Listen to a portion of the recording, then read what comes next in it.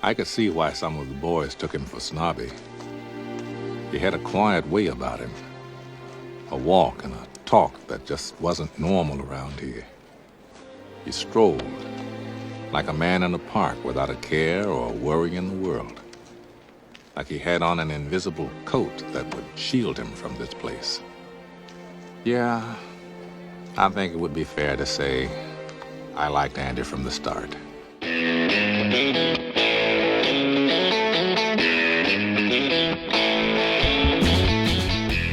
Hello and welcome once again to the Cine-Files, where each week we enter the world of a great film. We explore its themes, the history, the filmmaking, and the influence it has on us today. My name is Steve Morris. I'm a filmmaker and directing instructor in Los Angeles, California. Hello, everyone. My name is John Roque. I'm a voiceover artist and producer, writer, and host of numerous shows over there at Collider, and, of course, the Top 10 show as well, and a co-host on this show. So looking forward to talking about today one of my favorite films ever, and I'm excited that we're doing this for a patron, I think, Steve. That's right, John. It is the pick of three, not just one, not just two, but three of our patrons. Okay. Of course, Chris Alexakos. Of course, Alexakos. Thank you very much. He's been a longtime supporter of this, and I think the Top 10 show as well. Yes. Laura Deverson and Todd Lewis all picked this film.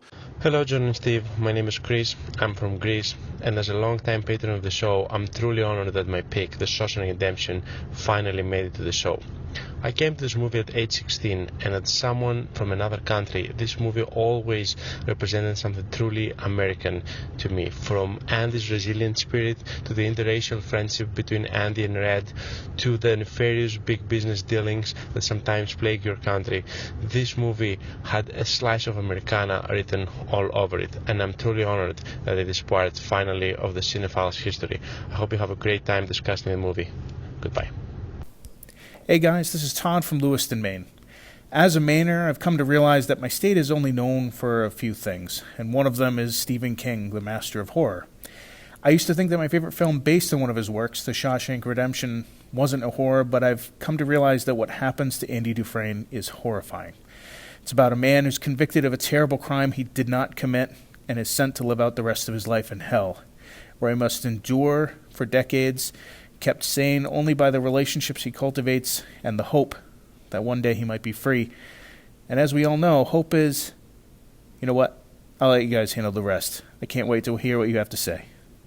Which I gotta say, it's not surprising that we've got multiple people from our Patreon to pick this film. It is one of the most beloved films in the world. Yeah. And did you know that if you go on IMDb and do their chart of favorite films, this film is number one. Wow. This is the number one film on IMDb, and that, of course, is The Shawshank Redemption. Huh. It's Shawshank, Godfather 1, Godfather 2. Wow. Those are the three top films. Incredible. And fourth, I believe, is The Dark Knight. No, that makes sense. Yeah. So yes, The Shawshank Redemption, based on the Stephen King novella, directed by Frank Darabont and written by Frank Darabont. This is such a great movie. Yeah. Do you remember how you first came to it? Yeah, in the theaters. I remember going to see it. I can't remember what mall theater I saw it in. It might have been like somewhere in Fairfax or one of these. I know that it wasn't one of the main places that I usually went to. It was showing in certain theaters at certain times in Virginia, and I made the trek out there to see it because of the trailer with Morgan Freeman and Tim Robbins. It just kind of attracted me, and I remember walking out of that theater just absolutely blown away by what I'd seen, but also this feeling of that I've watched something completely unusual, and maybe the term modern day classic for the first time occurred to me, although I didn't know how to use that phrase at the time. After I walked out watching this movie, I just I knew I'd seen something unique and special when I walked out. Yeah, I saw it in the theater too. I think I saw it in Walnut Creek, but I'm not 100% sure. Okay. And I was already a big Tim Robbins fan. I mean, this is like peak Tim Robbins. Yeah. I first seen him in The Sure Thing. Of course, he's in Top Gun. Right. Bull Durham. He's in a movie that I watched over and over again. That is one of those where where you revisit a film and you're like, oh, this is not so good. But it was Tapeheads with Tim Robbins and John Cusack, Yeah. which I thought was hilarious. I watched it a ton. I watched Cadillac Man and Jacob's Ladder, and of course then there was The Player and Bob Roberts, and then I mean it was like, oh my God, this is the guy. Yeah. Like this is this amazing person, Hudsucker Proxy, and then we go into Shawshank, and of course I knew who Morgan Freeman was and had seen him in films, but this movie, it just blew me away. Yeah. I mean, and it was one, and I know you're the same thing. When you're switching channels and you come along Shawshank, that's it. Yep.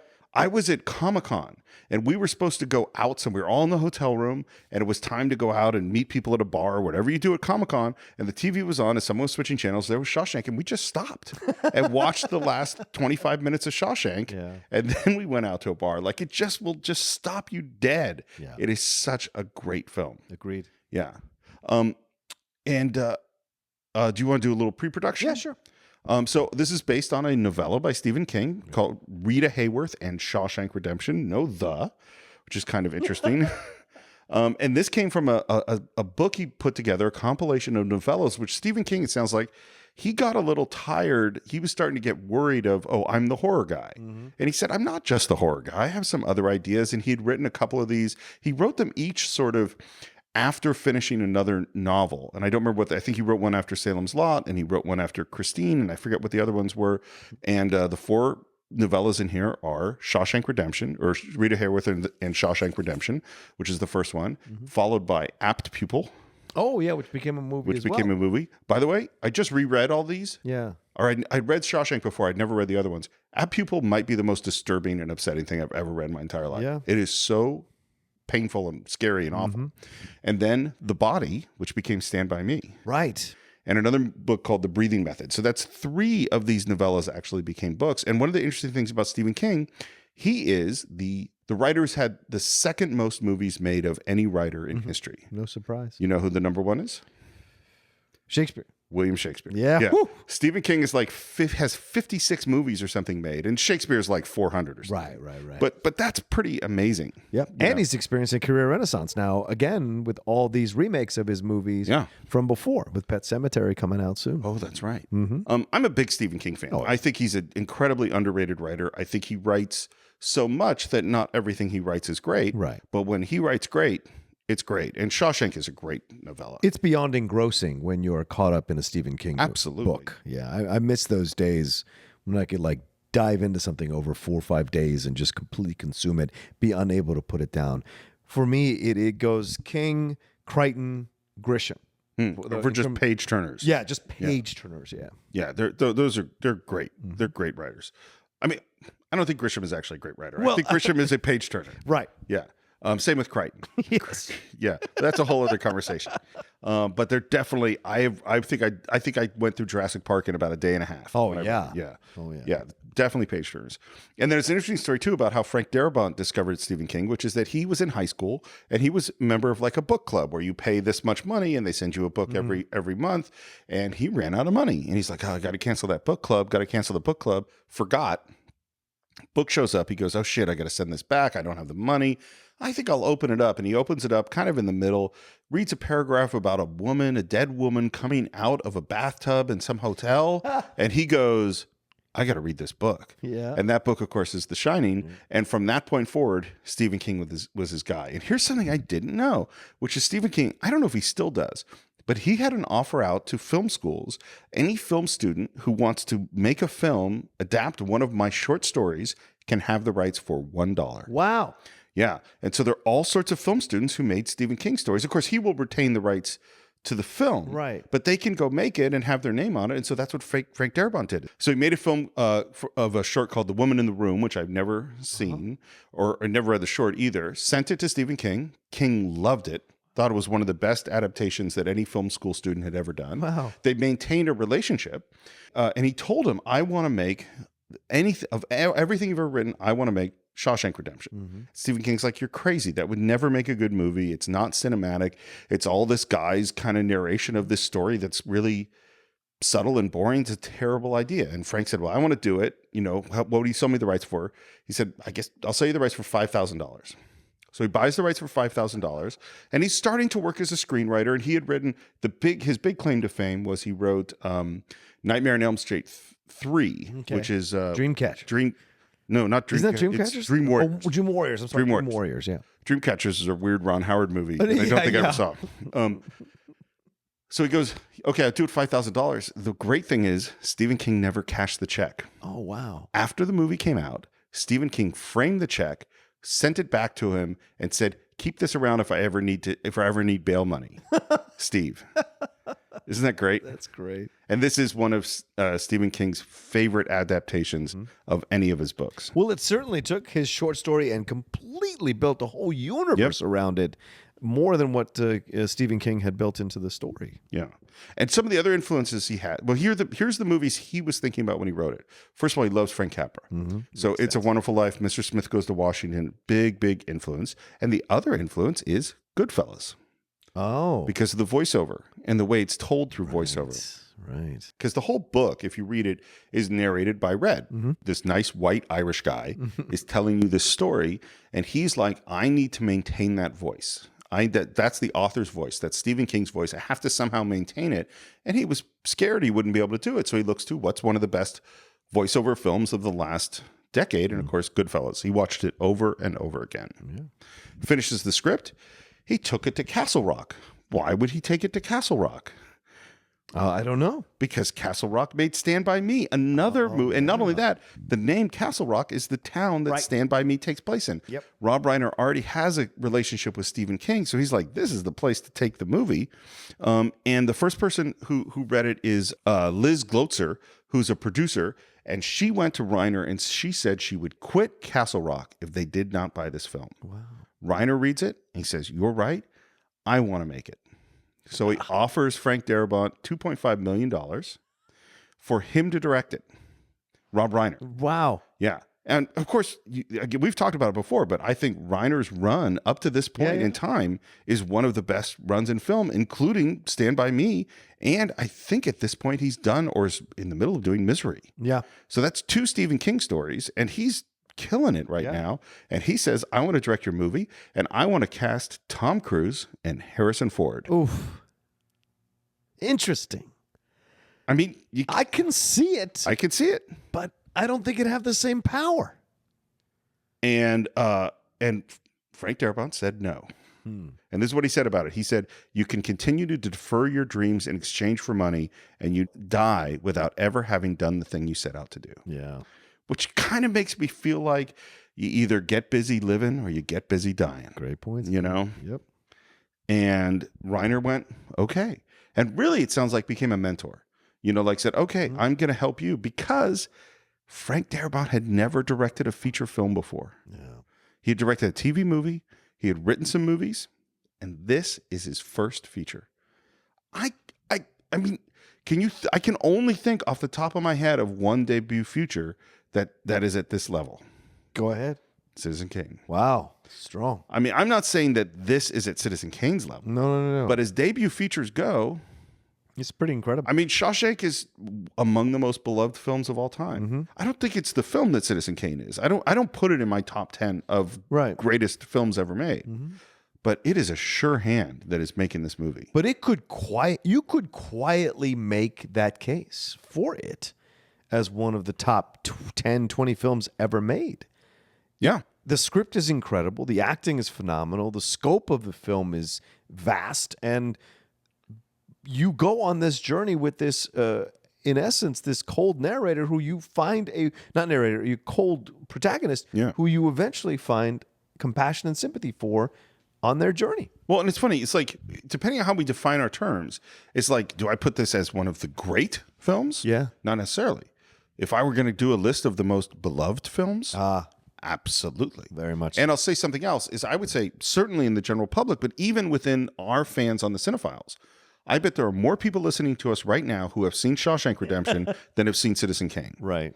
That is my guess. Probably true. You know, and that's not, you know, they're different, you know, because here's the thing. There are a lot of people who go like, all right, I'm going to watch Citizen Kane. It's time. I'm going to do it. Ramp up into They ramp up and they go, okay, I did it. And it was an accomplishment. Right. And you and I love it and would probably watch it at any time. Sure. But a lot of people wouldn't. Whereas if you said, nobody says that about Shawshank. It's like, oh, I get to watch Shawshank. Okay. Yeah. Let's do it. Ramp up on the next one. Yeah. Jump right in. Yeah. So he's going to direct it. Lots of talk about who's going to be in this movie. Tom Hanks was discussed. Kevin Costner was discussed. Oh. But Hanks was off making Forrest Gump, and Costner was off making Waterworld. Oh. So they were not available. Just as an aside, it just came out on Twitter today that Waterworld is coming out with a new director's cut with an extra 40 minutes of footage of the movie. Because that was the problem. It wasn't long enough.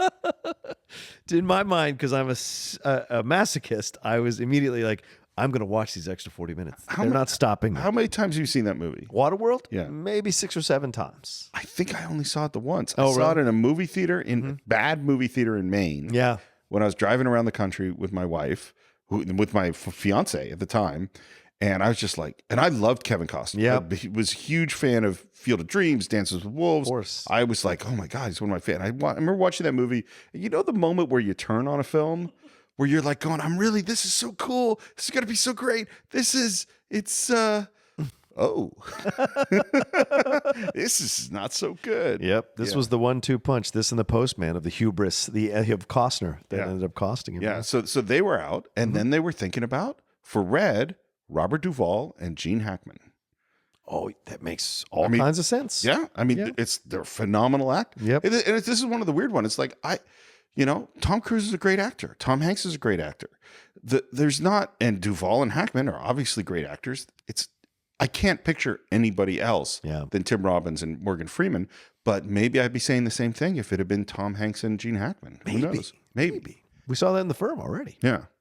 And it was Liz Glotzner who said, let's cast Morgan Freeman. And he was brought in first. Yeah. And it was like, it was funny. There was like the briefest moment of the white Irish guy is being played by Morgan Freeman. And I was like, no, it's great. It makes perfect sense. Yeah. And then Tim Robbins, who was on quite a run, they bring him in. And that really sets sort of what the movie is going to be.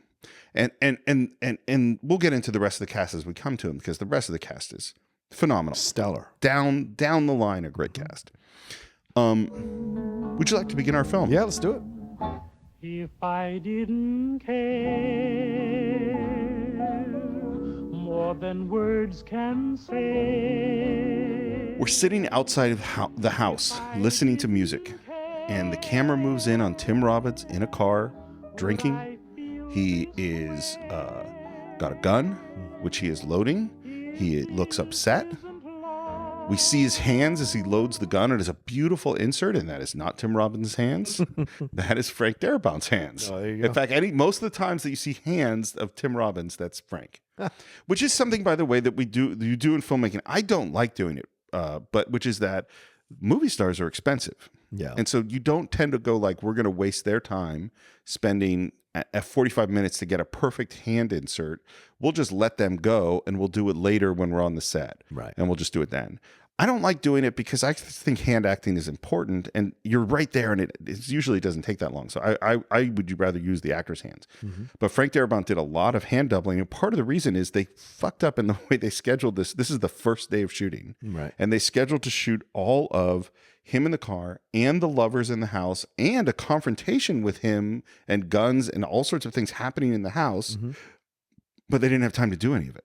And so they just, and he and Frank's response was like, look, when in doubt, shoot the star. So he shot him in the car and made them get that right, went up and shot the lovers, but they didn't have all the other stuff they wanted to shoot, which caused them to make other editing choices later on. But the performance is great. Yeah. Tim Robbins in the car. Absolutely. And we see him drinking some whiskey, and then we hear a trial. Mr. Dufresne, describe the confrontation you had with your wife the night that she was murdered. It was very bitter. And we go right in to hearing about that his wife was having an affair. She was angry. She wanted a divorce. They had a big fight, which was overheard by neighbors. I'll see you in hell before I see you in Reno. Those were the words you used, Mr. Dufresne, according to the testimony of your neighbors. If they say so. I really don't remember. I was upset. What do you think of Tim Robbins' performance in this scene? I think it's fantastic because this is clearly a man struggling with many emotions, who is not familiar with emotions. And just like most people who have those bursts of emotion who are not conditioned to be aware of their emotions, they can blank out of the things they say and not remember, because remembering requires you to revisit that emotion, and maybe that's a difficult thing. So you see all of that kind of etched in his face. He's almost regressed to almost like a teenager on that stand, because he's just kind of staring down, looking at us, really just lost about this whole situation. Seems look overwhelmed the whole time. It's funny because I interpret it so differently, and I think it's the for me, it's as a person who is a very controlled emotional person, Right. it's like, well, that's the goal, is to not show any emotions. And that is working against him. Of course. Is like he was drunk and there are things he doesn't remember. And he's speaking it in this completely cold way. And of course, that's why everyone's turning against him, because they see someone who, if you really had this thing where your wife is having an affair and then she was murdered and now you're on trial, you would be feeling things. And we're seeing just nothing. This kind of blankness from him that's really, he's a very disconcerting character in a way. And it's interesting, you said just when we started, it's like, we're going to spend a whole movie falling in love with this guy. Yeah. But he is not lovable in this scene. No. He is like, and I wonder too, because I don't know what I knew. I think I knew that he was innocent. Right. But I don't know that I knew. And if you just watch this scene, it seems fairly obvious that he's guilty. Yeah. And when you find out that he is actually innocent way later in the movie, it puts this scene in incredible context, because he is beating himself up for what happened to his wife.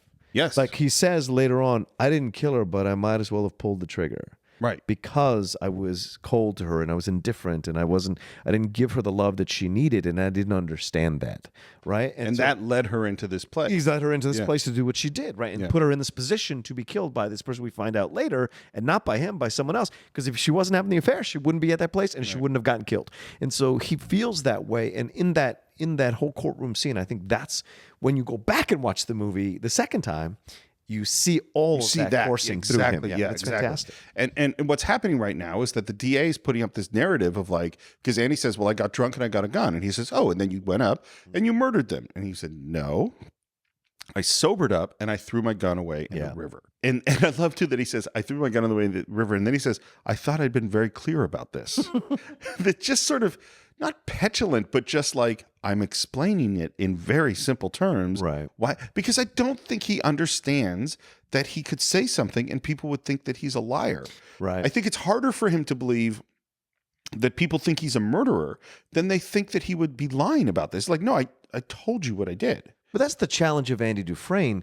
How many times do we come across people who don't react or interpret things the way we think they should, because if that's how we do it, and then we judge them for not thinking the way we think or reacting the way we think. Exactly. And therefore we judge their emotions. And it's like, well, no, I just react to it differently than you do. Right. And he's not trying to come off as petulant, but it certainly radiates to a majority of the people that he's petulant. Right. And the DA's response is like, I get a little hazy on this point where, okay, you threw it in the river, but then the next day the cleaning lady found their bullet-ridden bodies. Yeah. Doesn't it sound like a coincidence? And he's like, yeah, it does sound like a coincidence.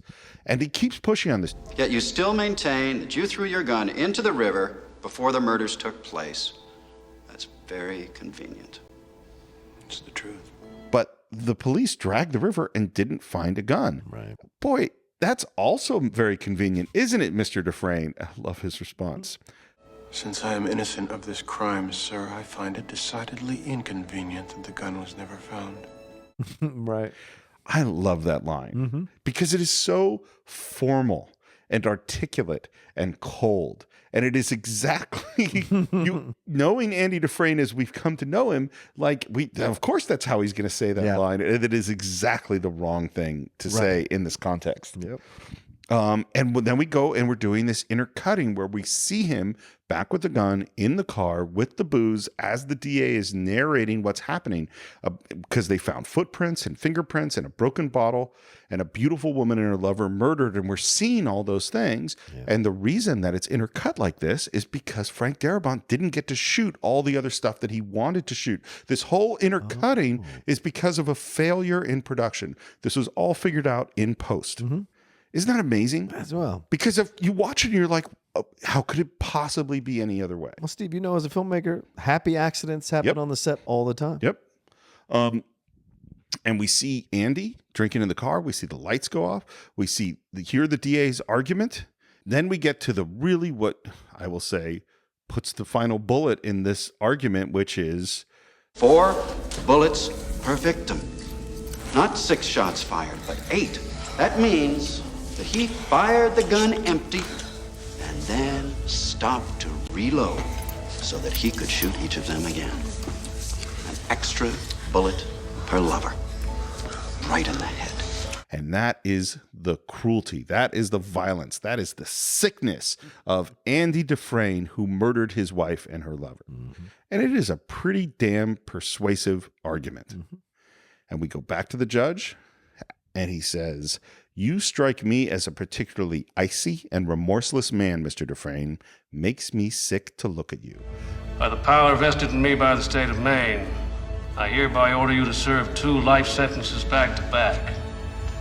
1 for each of your victims. So be it. Let's go to a parole hearing. Morgan Freeman takes off his hat, walks into this room. He's obviously uncomfortable. Yeah. They ask him to sit down. They tell him, "You've served 20 years of a life sentence. Do you feel you've been rehabilitated?" Oh, yes, sir. Absolutely, sir. I mean, I learned my lesson. I can honestly say that I'm a changed man. And no longer a danger to society. That's God's honest truth. Before we get to whether or not this worked, how do you feel about his performance in this scene? Oh, it's, what is historical is this is a black man in a situation like this having to, go hat in hand to ask for forgiveness or to be let go. What feels like either a southern town or a Midwest town.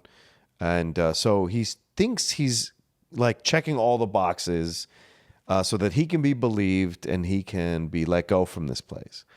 And you immediately understand when this film is set in the history of America, what time period it's set by how Morgan Freeman is reacting here. But I always now think about when I watch that scene in Raising Arizona when he's trying to get parole and he's like, "You're not just telling us what we want to hear." No, sir, no way. Because we just want to hear the truth. Well, then I guess I am telling you what you want to hear. Boy, didn't we just tell you not to do that? Yes, sir. Okay, then. So though you get the back and forth Well, there. that's what he's telling them what they want to hear, but they don't believe him. That is I think that Raising Arizona is a perfect example of what's happening here because and that's like taking this to the degree of just turning into a complete ridiculous joke. But really, this is a ridiculous joke. Yeah. I think Morgan Freeman's performance, by the way, he says his performance in these 3 parole hearings is among the best acting he's done in his life. I would agree. And because what's happening, there's so many layers of him. He's done this enough to know what it is that they want to hear. Mm-hmm. And he's trying to create the performance of the person he thinks they want him to be. Right. And he's doing a decent job, but not a perfect job. Mm-hmm. And so you kind of see the actor, not the actor Morgan Freeman, but the actor Red behind the facade, trying to present himself in a particular way. Right. And it's funny because, of course, the character is a white character in the Stephen King book. Right. Is that race isn't a part of the structure of the story. And yet, because we have Morgan Freeman, of course, race comes into it as well. Mm-hmm. And it's so, I think he's kind of almost persuasive to us. Yeah. Enough so that when that big stamp comes down and says denied, it's like, oh. And by the way, the picture of Morgan Freeman, the young Morgan Freeman, that is Morgan Freeman's son. Wow. Yeah. And so that is the end of our first parole hearing. And he heads outside. And, this is not the first time he's been rejected. And now we hear Morgan Freeman voiceover. Yeah. Which is, I think, the beginning of one of the great voiceover careers in the history of film. As a voiceover artist, I would agree with you thoroughly. Yep. One of the best voices and one of the most difficult to imitate. I've never seen anyone besides Frank Caliendo do a great imitation of Morgan Freeman. By the way, if you don't know who that is... No, now I have to go look. Yes, you must, because He did an incredible rendition of LeBron James's letter to the Cavs about leaving the Cavaliers about a year ago, I think is what it is, or leaving Miami Heat to go back to Cleveland. And he did because this letter that he posted in Sports Illustrated. And so he does the Morgan Freeman reading LeBron James's words. God. It's beyond incredible, and you will fall out of your chair laughing at the exact precision imitation. And maybe, Steve, you'll put this up on the Cine-Files Facebook page for people to enjoy, but it's incredible. I will definitely take a look for it. And he says, There must be a con like me in every prison in America. I'm the guy who can get it for you. Cigarettes, a bag of reefer, if that's your thing, a bottle of brandy to celebrate your kid's high school graduation, damn near anything within reason. Yes, sir, I'm a regular Sears and Roebuck. Morgan Freeman was so good. This is something that Gil Bellows said, who's one of the actors, and he was at the very first reading, and they had their very first table read. They're sitting in the prison. They read the script. Gil Bellows says that Morgan Freeman should have won an Oscar for his performance at the table read.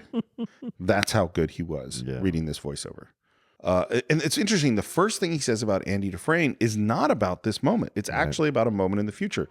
He says, So when Andy Dufresne came to me in 1949 and asked me to smuggle Rita Hayworth into the prison for him, I told him, no problem. That's his first mention of Andy Dufresne. Yeah. And in a lot of ways, it's the most significant, is Rita Hayworth. Because what does Rita Hayworth symbolize in this film? Freedom. Yeah. You know, and it's his escape. That is what this is about. And of course, as always, in case you haven't figured it out and haven't watched Shawshank, we're going to spoil the whole movie. And so you know, go to cinefiles.net, buy the film, and then come back and watch it if you haven't seen it yet. What I also think is incredible, Steve, is the intro to both of these characters, because both are being wronged by the system. Morgan Freeman is rehabilitated. Tim Robbins is innocent. And here's where they're going to find their common ground and the camaraderie that builds their friendship, right? And we'll see in a little bit when Red says to him, everyone says they're innocent. Everyone thinks they're innocent, or whatever he says there. And that's this beginning of this friendship. But the way they're introduced is both of them being on the wrong side of the system. I think you bring up an interesting point. And it's funny. I've been struggling a little bit thinking about what is it I want to say. There's a lot I want to say about Shawshank. Sure. But what is important? And you just kind of brought up a thing that I haven't been thinking about a lot, which is, what is the purpose of this system? Like, what is this system? Because we certainly see people. So we certainly see bad people that are in prison. We're going to meet the sisters in Boggs. And there's Jesus some Christ. really scary bad people in prison. But we also see some really scary bad people that are running the prison. And we see some really, really nice people in prison, like Brooks, you know? And so the question of, like, you know, and this idea of rehabilitation is clearly a joke. Yeah. You know, because Brooks isn't a danger to anybody, and he's here forever. Yeah. You know, and Red, you know, we look at these people, we know Andy's not a danger to people, and we know really Red's not a danger to people. And so it's like, and this goes into, I mean, it's a bigger conversation than we can have in the Cine-Files, is like, but it's certainly one that's important today in this era, is what are we trying to do when we put someone in prison? Okay. Well, I'd drag it out even bigger. To me, this occurred to me maybe 10, 15 years ago as I was watching it one time, that the prison itself represents America. The prison itself is America, with the corrupt people in charge who have the power, with good and bad people in the general population, Gen Pop, and how you have to survive within this system in order for the people in charge to believe you, right? Because they've achieved this certain level of I don't know, power or prestige or whatever you want to call it, and they decide your worth in their society. Well, and to take it a step further, is that, yes, of course, you want to convince the people in charge of your truth. Right. But the real terrifying thing is, what if you never convince them of that? Exactly. Because the reality is that Andy got really lucky in this film. I mean, we're jumping ahead a lot, but the more likely scenario is you just learn to live with the sisters and the guards and the warden and the corruption and the pain and the violence, and find some way to maintain yourself. And that to use your metaphor, and there's a lot of analysis of what the meaning of this film is, because we can say it's America, we can say it's just life. Yeah. True. Is that you walk around with all your troubles and then you get to decide whether you get busy living or you get busy dying. And you get to decide whether you hold on to hope or whether hope is a dangerous thing. Whether you just accommodate the corruption and the violence, or whether you fight tooth and nail against it, or whether you find some way to maintain your dignity the way that Andy does. Or maintain who you are. Who you are. Yeah. Yes. All right. Well, anyway, we're going to talk about this a lot, but this is why this is such a. It's funny because it's really a lovely film about some really dark stuff, and I think this is why he loves Frank Capra, because It's a Wonderful Life and Mr. Smith and the other great Frank Capra films are lovely films about dark stuff. Yeah, and about a singular man being wronged by a system or an institution. Yeah. So Morgan Freeman comes out of the prison, and just as he's getting to his guys, we hear a big siren come out, and there is this helicopter shot going over the prison. That is just one of the most remarkable and iconic shots in film. And the prison itself is stunning. Yeah. It is an absolutely amazing building. And of course, something people don't think about is that for this film in particular, finding a building is like casting a character in your film. It is such an important thing, and they scoured the whole damn country to find a building that could be this prison, could be the Shawshank prison in the state of Maine, when there is no such place. Right. And we finally found it in Mansfield, Ohio. It's the Mansfield State Penitentiary that had been shut down 3 years earlier for inhumane conditions, cruel and unusual punishment, and just being a really, really bad place. And they shot almost everything in the film in this prison. The courthouse is in the prison. The boarding house where Brooks goes is in the prison. And this place was falling apart, disgusting. And they had to build a ton of it. And the other thing we get in this helicopter shot, in addition to seeing the prison and a lot of 200-300 extras and prisoners, is we get that great Thomas Newman score. Yeah. It's fantastic. The Shawshank theme is beautiful. And Newman, when he saw the film with no music, he said, it's a perfect movie. All I'm going to do is make it worse. Right. That's how he felt, bringing himself up to, this is what I have to do. And I think he does an amazing job. Mm-hmm. And the camera ends with this bus pulling up, and this is the new prisoners. And as the bus rolls up, here comes Clancy Brown. Yeah. He's one of the great villains in film. Clancy Brown is just awesome. And one of the nicest guys you'll ever meet. That's what I've heard. That's what everyone says. He came to Collider to be interviewed for Collider Live one time, or by Christian for a one-on-one or something, and he was just the nicest guy. Greatest voice ever, too. Jesus. Super jealous of that voice. And a presence, just a powerful damn presence. And he's a young guy when he made this, too. I think he's younger than Tim Robbins is. Wow. Okay. Yeah. And, of course, the prisoners are starting to come up and yelling new fish. And Clancy Brown is insulting all of them as they're coming off the bus, and Andy looks scared. Mm-hmm. And particularly because you look at all those prisoners behind the fences yelling new fish and fresh fish at them. And what does Red do? Starts taking bets. Mm-hmm. Who's your horse? And that's the first time we meet William Sadler, who plays Haywood, another great actor. And great villain. And a great villain. Yeah. Except he's really a good guy in this. Yeah, he is in this. Yeah. But usually he's a villain, Die Hard 2, what have you. Yeah. Die Hard 2 is such a movie that I really liked. And then in subsequent years went, oh, this is not a good movie. I agree, and I can't convince Matt Nost of that truth. He loves Die Hard 2 for some insane reason. Well, but this is all, it's also his age. Yeah, he's maybe a few years younger. And so it's like, we talked about this when we did Casino Royale, is that I think everyone has affection for the first Bond they saw when they were a kid, So for me, Spy Who Loved Me was my favorite Bond film because that was my first Bond film. That is not a good movie. It's terrible. It really is. Terrible film. And so is Die Hard 2. Yes. How old's Matt Nost? He's 7 years younger than me, so he's, I think, around there. So he's around 40. Sure, if you want to out me my age, sure. I thought you've already out. Was this a Maybe secret? I have, yeah. You've said your age many times. Yes. I will happily edit it out if you don't want me to include it. No. But if he's 40, that means that I bet Die Hard 2 came out in 90, probably 90. Yeah, I think so. Yeah, so that means he was 20. Yeah. That's just about right. Okay, anyway. Yeah. That's a big digression. So we're taking bets, and Haywood, William Sadler, picks a heavyset guy. And we hear that, and of course, who does Red pick? He picks Andy. Yep. Because he did not think very much of him. That was his first impression. He thought he was a soft, rich wimp. And then there's this moment where Andy is... Sorry, go ahead. Yeah, I just want to say what I like about this scene, too, is what a complete difference of personality from the hat in hand Red we saw in that parole hearing. That's a great point. Right? We see now this is who Red actually is. Yeah. Very much a man of the world who understands how it works in this prison system. Because he is a leader and he is relaxed and he knows who he is and who he's supposed to be. That is a great point because when you see him first in front of the parole board, that is not who he is. Nope. He is trying to pretend to be. He is literally hat in hand saying, yes, sir, boss. And they don't believe him until he actually is himself by the end. Yeah. That's a great, great point. And we watch Andy as he looks and walks into the prison for the first time, and we see this low angle POV shot looking up. That is just a gorgeous shot as he walks into the space.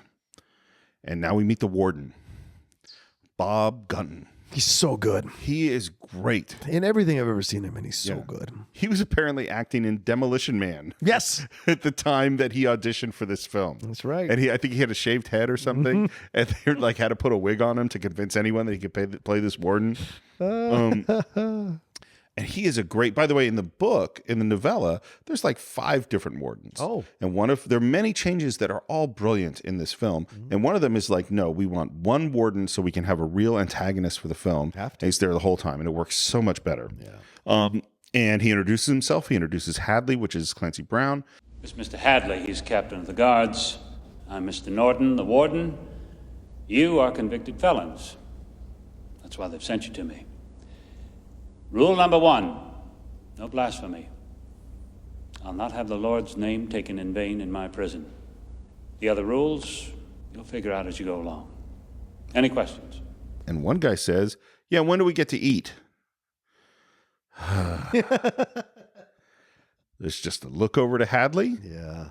And he walks up, pulling out his nightstick, and he says, You eat when we say you eat. You shit when we say you shit, and you piss when we say you piss. You got that, you maggot dick motherfucker? And the warden, who had been very religious, holding his Bible up, says, I believe in 2 things, discipline and the Bible. Here you'll receive both. Put your trust in the Lord. Your ass belongs to me. Welcome to Shawshank. Don't feel good about this. Nope. Once again, an evil person using religion to their own benefits. But this is one of my questions about the movie. So, does the warden, is he actually religious? Let me answer your question by saying this.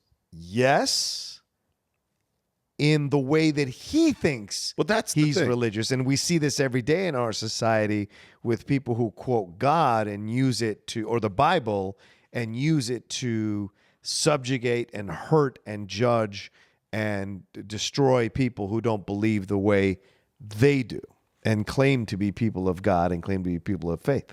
It's so, because there's sort of different scenarios. So one scenario is, I'm not really religious, but I'm pretending to be religious for certain reasons, but I don't believe in any of that shit. Another one is, I am religious, I believe I'm religious, but are in complete denial about my behavior. Because it's like, if you believe in heaven and hell, you're obviously going to hell. Right. Or they actually see them. So one is I'm denying I'm just not aware of the things that I'm doing that are evil. And another is I actually think I'm doing the work of God, by doing these horrible, horrible things. I feel like I've been chosen to be the work of God to hand out judgment. I'm in this position to punish you as God's messenger, or some shit like that. Whatever it is, if there is a hell, the warden is going there. Yeah. He is a terrible person. We go off to be showered. We get weird delousing powder thrown on them. And then they have to walk naked into the prison. Yeah. And we walk into the cell block, which is one of the few things. The cell block is one of the few things that wasn't actually in the prison. This was shot a little ways away in an old Westinghouse factory. And the production designer, you'll like this, a guy named Terrence Marsh, started in the art department in the 50s. In the 60s, he was the assistant art director on a little film called Lawrence of Arabia. Wow. He was the art director on Dr. Zhivago. He was also the production designer on Oliver, on Spaceballs, on Hunt for Red October, Havana, Basic Instinct, and of course Shawshank Redemption. Wow. So this is one of the great, and continued working until about 10 years ago. I mean, this is one of the great guys of all time. Absolutely. And the stuff that he built is unbelievable. The set design, both in terms of building things from scratch, which is what this 4-story cell block with incredible ways to shoot from all sorts of different angles is, but also rebuilding all of the stuff in the prison, which was just a wreck when they showed up. I mean, it's remarkable what they did. Yeah. So we see these guys marched in naked, and we hear again, we're with Red's voiceover, and he says, And when they put you in that cell, when those bars slam home, that's when you know it's for real. Old life blown away in the blink of an eye. Nothing left but all the time in the world to think about it. I don't think any movie made me feel prison the way this movie does. Yeah, I thoroughly agree with you. Just like Full Metal Jacket made me feel like basic training, what basic training actually is. You saw that before you went to basic, right? I did, yes. I saw that before I went to basic. And you see something like this, you feel an authenticity to this that is unsettling and overwhelming. I saw Full Metal Jacket sitting next to my friend Jeff, who had literally just come back from basic, like that week. Like he was on the break between basic and his assignment for like the specialty school or whatever. AIT, yeah. AIT. And I'm sitting next to him and I could feel his reaction. Like he was having like an out-of-body experience watching that film. You do every time you watch it. You go back in there again. I think the first half of Full Metal Jacket is one of Kubrick's best films. I could care less about the second half of the film. The first half is the only reason to watch the film. That movie, that first half is amazing. It's just that, and then Eyes Wide Shut, right? I think the first half of Full Metal Jacket is the last gasp of a great filmmaker. That's what I think too. And then what's going to happen next is that we find out what these bets were, which is the bets are which one of these new fish is going to break first. Yeah, on the first night. Yep. And of course, Red thinks that it's going to be Andy. And all these prisoners are in their barred up in the cage. The lights are out. Lights out!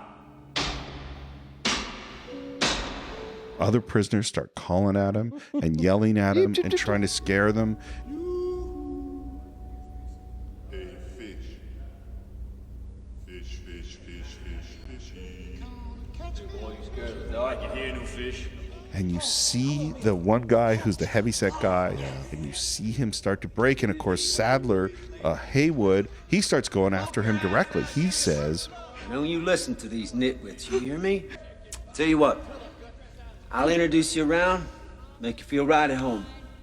I know a couple of big old bull queers that just love to make your acquaintance. Especially that big white mushy butt of yours. And what happens to that guy? He says, I don't belong here. I want to go home. And someone yells out, we have a winner. Where's fish? Where's fish? Where's fish? I don't know.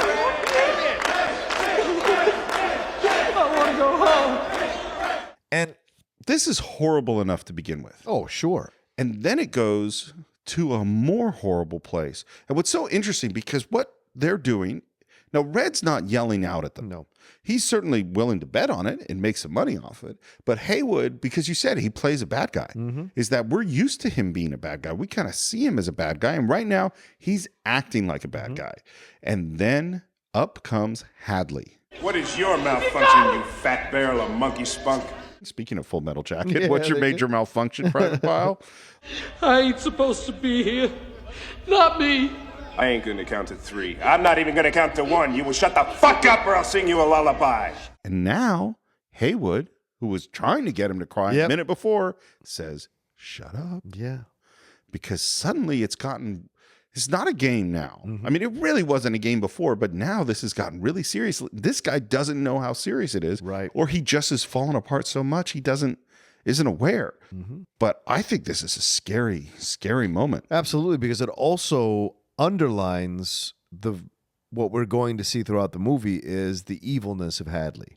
And the fact that someone like Haywood's character now understands the stakes in just that moment by incurring Hadley's wrath, he feels a human connection to this guy in that moment, even though he was instigating this guy to break so he could win the money. He now feels a human connection to this guy to be like, just be quiet. You don't know what's coming. Stop it. He's actually trying to save this guy from a beating. Yep. What I think is even scarier than the evilness of Hadley, or even the evilness of the warden, is the evilness of the institution. Yeah, of course. Because there isn't any sense that what Hadley is doing is aberrant. There's a sense of what is that he might be a tough screw, to use the words of Red, but what he is doing, all the other guards are right there. Yep. And there's a sense that if it was Hadley's night off, damn good chance the exact same thing would have happened. Yep. You know? And they pull this guy out and they just beat the crap out of him. Yeah. And it is from a distance. And you know what Frank Darabont was thinking about when he filmed this? No. Rodney King. Oh, wow. Yeah. That makes sense. This is what, 92, this film? They were shooting in 93. Yeah, 93. Okay. So it's okay, got it. And he thought, what's interesting is he's like, I don't want to go in for close-ups. I don't want to like show the blood and show the hits and all that stuff. I want to stay back. And what he didn't do it to make it more brutal, but in fact is more brutal. Yeah. Is we see it from a distance. We see the reaction of our prisoners' faces, including Red and Haywood and Andy. And then it is over. And the last kick to the head is just brutal. And that guy is out. It's watching a shark attack. It's basically watching a shark attack. Or like, I don't know, hyenas eating a carcass. That's what it feels like. And Hadley yells, take that man to the infirmary. And then we're kind of back to Red, who says, his first night in the joint, Andy Dufresne cost me 2 packs of cigarettes. He never made a sound. I love that line. It's great. He never made a sound. Because what this is about is it's almost like the discovery of a superhero. Mm-hmm. You know what I mean? Is that Andy Dufresne, who looks like he's going to be the weakest person, ends up, it's the slow discovery of, oh, this is the strongest, smartest, most disciplined person in the world. Yeah, we learn to respect Andy through Red's eyes. Absolutely. Yeah. That's exactly what's happening. And one step further, and to love him. Yes. Because Red is going to fall in love with it. Because this is a story of a love story between two men. Yep. You know? And it's funny, what's the name? Bromance. Yeah, what's the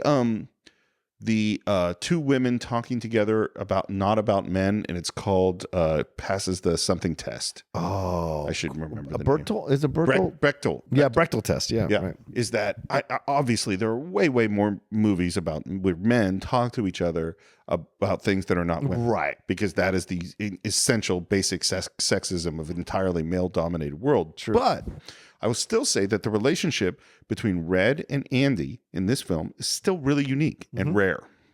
It's not two guys that are out to take down a bank. It's not two guys who are cops. It's not two guys running from the police. It's not two guys that are going out to pick up girls. It's not two guys that are going to like fly into space or be superheroes. It's two guys who become friends in prison. Yeah. It is a very, very unique relationship. It's the next morning. All the prisoners comes out. Red takes a look at Andy. They march out and they're in the mess. And we go into the food line.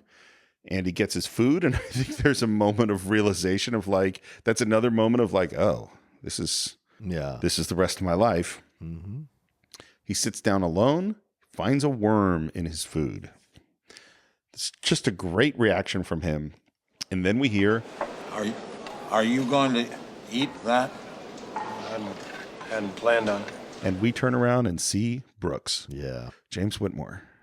I think I can't quite tell you how important he is in this film. But if he wasn't here, I think we wouldn't be talking about this film right now. Oh, I agree. Thoroughly agree. Just about every character in this movie, this movie's like a Jenga. You take out one character and it falls to pieces. And Brooks is one of the thickest pieces in your Jenga because of what he represents. First of all, that's a great description. Because of what he represents his future to be. Andy is looking in the mirror of what his life will probably be. He will end up an old man in prison eventually. But Brooks brings the softness to this whole movie. The sweetness and the softness and the vulnerability he brings. I think he's the heart of the film. That's what I mean. In a way, and not the heart of like the center of the film, but just like, because Andy's a difficult person. He's an emotionless person, and Red is very much in control. Yeah. But Brooks, you just like, oh, I love this guy. Yep. Immediately. Right from the scene. And by the way, The amount of time devoted to the character of Brooks in the novella by Stephen King is 1 paragraph. What? There is a character named Brooks who's Yes. been there a really long time. There is a separate character who raises a bird. And the whole thing that we're going to go through with Brooks is not in the novella. It's added by Frank Darabont. And it's so important. And Brooks is asking for that worm because he has a little tiny bird that's hidden inside the jacket, inside pocket of his jacket. And he feeds the worm to the bird. And it's such a moment filled with life in this lifeless place. And in this moment where Andy was going, oh my God, I have to eat food with worms in it. And then the moment is transformed into this kind of beautiful moment. And one interesting things about it is that the ASPCA would not let him feed a worm to a bird because no animals can be harmed. And I'm so grateful to the organization that protects animals. And yet I also am sort of, Frank Darabont was very upset about it. And he's like, look, literally this was bought in a bait shop where all of these worms are going off to be killed by ants. That is their entire, if I hadn't bought them, they would have gone to fishermen and to other people feeding birds. They're worms. Yeah. And and it just seems somewhat ridiculous, but they did not actually feed a live worm to that bird. That's a shame. Not for the worm. That bird was hungry. That worm don't know better. What's the name of the bird? Henry? Jake. The bird is named Jake. That may come up in the showdown, which is why I asked you. Well, there you go. And fortunately, I literally had it. It's number 6 in my notes right in front of me. If it hadn't been right there, I would not have been able to come up with it. Jake. And Haywood, by the way, is really happy. Gets to collect his winnings and grabs those cigarettes and he kind of goes, "I love that big fat guy. I owe him one big sloppy kiss." And he turns around to the guy who obviously works the infirmary and asks how he is. And that guy sat there all night in the infirmary, really busted up. The doctor wasn't there. And by the next morning, he was dead. Yeah. That is a shocking moment. And who do we see to see their shocked expression but Andy Dufresne? Yeah. And his question is, what was his name? Yeah, and those guys get mad. They get mad. Yeah. Who are you to ask what his name is? He's dead. It doesn't matter. Fish. That is a rough moment. And of course, I think that's the first moment that Red is actually interested. Because that was an interesting question to ask. Right. What was his name? They're so used to living in the system of the prison that they forget there's a humanity to it, right? And that's what Andy is. Andy is the reminder to all of them of their humanity. Right. Because, well, and this is the thing, is like you hear people who are policemen or doctors or morticians, and they make gallows humor and jokes and things like that because there's certain things that they have to do in order to survive within a situation that is more grotesque or more difficult or more painful than other situations. And Andy's not that kind of person. He is somehow feels that he has to hold on to a certain level of his humanity in order to stay who he is, We're in the showers. He's alone. And now we meet Boggs, Mark Ralston. Also a great villain. Great villain. In a number of films. And his first question to Andy is, anybody get to you yet? That is a disturbing line. He's first trying to kind of, I don't know if be nice about it is the right word, but to make an accommodation. Hey, we all need friends in here. I could be a friend to you. And walks away. And there's this other guy there, this kind of bigger guy. And there's a great, scary look between them. And Andy kind of leaves, and they're like, oh, hard to get. I like that. And we know where this is going to go. Yep. It's funny. For a brief moment, because I hadn't thought about this particular plot line, I was like, maybe we'll show my son this. And then I went, oh, no. No, this deals with some stuff that I'm not ready to have my child be familiar with. Nope. We're in the laundry. It's later, and we hear from Red that Andy's mostly been keeping to himself. And then we're out on a baseball diamond, and and Red says it wasn't until a month before he decided to say 2 words to a man, and that man was me. So he didn't speak. After what was your name, what was his name, and what businesses that are yours, and the Boggs in the shower, he didn't speak for a month. I think Andy cogitates. You know what I mean? And processes. Good word. Yeah. Good word. I have my SAT results. What does right it over mean, here. cogitates? To think carefully, to contemplate, and to kind of chew over and process slowly. Yeah. That's how he thinks. I can't date cogitators. I found this out in my life. There are women I've dated who are cogitators. That after a discussion, they need 2 or 3 days before they can revisit the discussion. And I like to have the discussion right then and there. So I don't do well with cogitators. Well, that's why you and I don't date. Fair. I am a cogitator. Yeah, okay. So Andy comes up to Red and introduces himself, and Red looks at him and says, "Oh, wife-killing banker. Why'd you do it?"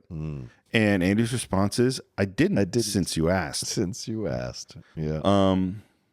And I love Red is just like, well, you're going to fit right in. Everybody here is innocent. And he turns over to Haywood. What are you in for? Didn't do it. Lawyer fucked me. That's just great.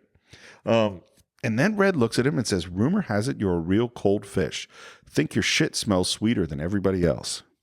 Why do you think that rumor exists? Oh, I think because he's aloof, so people prescribe their own insecurities or own issues on him because he is a blank slate. Yeah. We just said he didn't talk to anybody for a month. Yep. And that gave all this opportunity for people to come to conclusions about him that he is a cold fish. Which, by the way, to be clear, he is a cold fish. Yeah. Sure. But I don't know that. And you know, but he never acted elitist. He just was quiet. Yeah. All he did was he didn't talk to anybody. And then Andy goes, I understand you're a man who can get things. Red line. I love the sound of Morgan Freeman's voice and the rhythm of his voice. I'm known to locate certain things from time to time. And now we get into this thing of a rock hammer. And at this moment, he's suddenly interested. Well, what is it and why? What do you care? Well, if it was a toothbrush, I wouldn't ask questions. I just quote a price. But then a toothbrush is a non-lethal object, isn't it? I love Andy's way of like, once he hears the reason for the objection, he goes, fair enough. Yeah. Okay. Because Andy is a businessman and he understands how business works. And he describes it and says that he was a rock hound, and he kind of bends down and picks up little pieces of quartz, mica, shale, limestone. And he kind of wants to, in a limited way, be able to do some of this rock stuff on his own. Once again, retain his humanity. Now, let me ask you, in this moment, do you think he's even remotely thinking about using this to get out of here? So it's interesting that you asked that, because I was thinking about the same thing. I think when I first saw the film, I thought he was already thinking of escape. Okay. But watching the film now and kind of studying it, it's very clear that later on, when he sees the names carved in the wall and he tries to carve his name and a big rock comes out, and he thinks that that is the moment that he first considers escape. I agree. Yep. I always thought that he was thinking about it from the beginning. Okay. But I don't. I think I was wrong. I think it's later on. Okay. You know, and the next thing is like, because there are two questions about this rock hammer. One, are you going to use it to kill anybody? Right. He's like, no, I don't have any enemies. Wait a while. Sisters have taken quite a liking to you, especially Boggs. Don't suppose it would help any if I explained to them I'm not homosexual. Neither are they. They have to be human first. And then the other question is, are you going to use this rock hammer to try to escape? And what does Andy do? Bursts out laughing. I missed something here. What's funny? You'll understand when you see the rock hammer. And they come up with a deal, which is that it's going to be $10, which is more than his normal rate. And that if he gets caught, you don't know me. And if you say my name, we never do business again. And they say, thank you. And he gets his name, which is, and we talk about his name. And he says, why do they call you Red? And he says, maybe it's because I'm Irish. And has this big smile on his face. That line is in the book. Oh, really? And they said, once they cast Morgan Freeman, I guess we're going to have to change the line. And it was the producer who said, wait a minute. Yeah. Maybe have Morgan Freeman say that line. And it's one of the great lines of the movie. It is. Because his joy, because you can also see he's been asked that question before. Right. And his joy at sort of just saying it is fantastic. He never does explain why he's called Red. Well, no, his last name is Redley or that's Redmond right. or Oh, something that's like right. that. That's why what it's it is. called Red. Okay. And then there's a really interesting bit. Andy walks away, kind of tossing a rock to himself, and he's still aloof and still in his own kind of pace. And there's a wonderful bit of voiceover as he walks away, which is, I could see why some of the boys took him for snobby. He had a quiet way about him, a walk and a talk that just wasn't normal around here. He strolled like a man in a park without a care or a worry in the world. Like he had on an invisible coat that would shield him from this place. Tim Robbins said that he always wanted to play Andy like he always had a secret. He walked around and he always had a secret. I think you can see that in almost every scene. There's almost always more going on, more that he's thinking about than that he's sharing. That's an old actor's trick. Yeah. I've had so many directors say that to me in plays or small movies, be like, you have a secret. Always remember that you have a secret. Play the scene like you have a secret. So there's another interesting thing about this film in terms of people who analyze it. And one of the things is that a lot of people see this as a film that this is all a metaphor for Christianity and for Jesus. And that what the secret that Andy has is faith. That this is a movie about faith. Interesting. And the power of a man who walks the world with faith or walks with God as opposed to someone who doesn't. Right. You know, and I think it's a I love that. perfectly, and there's more that people have sort of said because this movie kind of invites you in to think about, well, what does this mean? Yeah. And what's interesting listening to Frank Darabont, of course, he didn't mean any of these things or a lot of them. He was trying to tell the story. And it's an interesting thing of going, because I thought about, because, you know, I'm on the filmmaker's side. Right. So I'm like, look, if it wasn't intended, then the thing you're interpreting, because I get irritated when people interpret things in crazy ways to some degree. But there is some things that are open for interpretation. And the last thing that Red says as Andy walks away. Yeah, I think it would be fair to say I liked Andy from the start. It's great. We're in the laundry room and we see something exchange and some cigarettes go somewhere and Red gets a package and he opens up the package and we hear it. Andy was right. I finally got the joke. It would take a man about 600 years to tunnel under the wall with one of these. And we see the little hammer. This is a great line to revisit later on. Yep. And Brooks delivers some books and as he gets to Red hands him the hammer and a pack of cigarettes, and he gets to Andy's cell and he gives Andy a book and the hammer. Andy's working in the laundry. He goes, which is really the laundry in the prison. This is all built in the prison. And he goes into another room. He's alone, and there's Boggs, and he grabs a handful of some chemicals, and he says, "This will blind you if it gets you in your eyes." Boggs' response is, "Honey, hush." Oh, man. It's scary. The thing, and who's the actor who plays Boggs? Well, we said his name. Dalton. Yeah, it's 3 pages up in my notes. Yeah, so don't worry about it. I love the way he plays Boggs. Boggs is a snake, but an entrancing snake. He's very fluid in his movement and in his speech, and that's what makes you unsettled because you can't pin him down. He's slippery out of your hands, and it's unsettling as hell. Maybe this is not an appropriate question, but do you think Boggs was a gay man on the outside? No. I don't think so. No, there's a lot of people that talk. Look, Steve, I could do prison no problem. Okay. Anal rape I couldn't do.